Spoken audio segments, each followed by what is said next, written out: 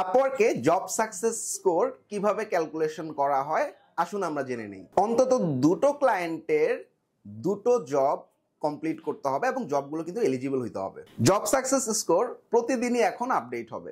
আগে job success score প্রত্যেক 14 দিন পর পর ক্যালকুলেট করা হতো।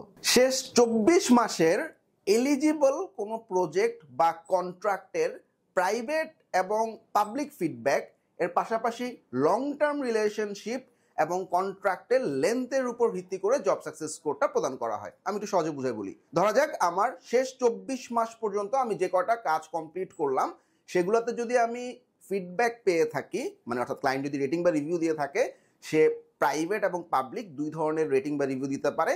এই দুইটা রেটিং এবং রিভিউর অ্যাভারেজ এরপরে কোনো প্রজেক্ট যদি আমার লং টার্ম কোনো একটা প্রজেক্ট হয় বা প্রজেক্টের আসলে কন্ট্রাক্টের লেন্থ যদি অনেক বড় হয় অথবা অ্যামাউন্টটা যদি বড় হয়, তাহলে সেটার ইম্প্যাক্টটা জব সাকসেস স্কোরে বেশি থাকবে। আর কোনো জবে যদি আমি ফিডব্যাক না পাই বা ক্যান্সেল হয়ে যায়, সেক্ষেত্রে কিন্তু সেই জবটা ফিডব্যাক পাওয়ার জন্য এলিজিবল না।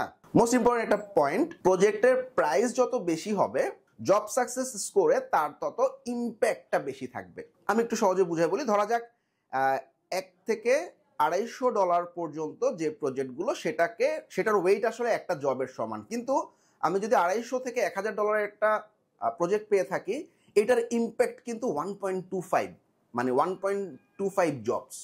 আবার যদি 1000-এর উপরে আর্নিং থাকে কোনো একটা প্রজেক্টে, এটার ইম্প্যাক্ট কিন্তু 1.5 জব, তার মানে 1.5টা জবের সমান ওয়েট সে ক্যারি করতেছে। তার মানে আমি আর্নিংটা যত বড় হবে তত আসলে আমার জেএসএস আমার ইম্প্যাক্টটা তত বেশি থাকবে প্রজেক্টের। যে সমস্ত ক্লায়েন্ট ফিডব্যাক দিবে না, নাম্বার 1।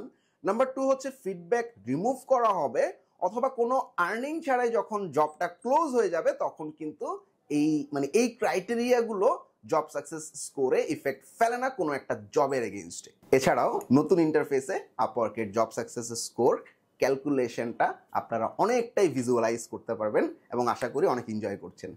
যারা নিজস্ব স্কিলে এক্সপার্ট তারা অবশ্যই আপওয়ার্ক মার্কেট প্লেসে চেষ্টা করবেন।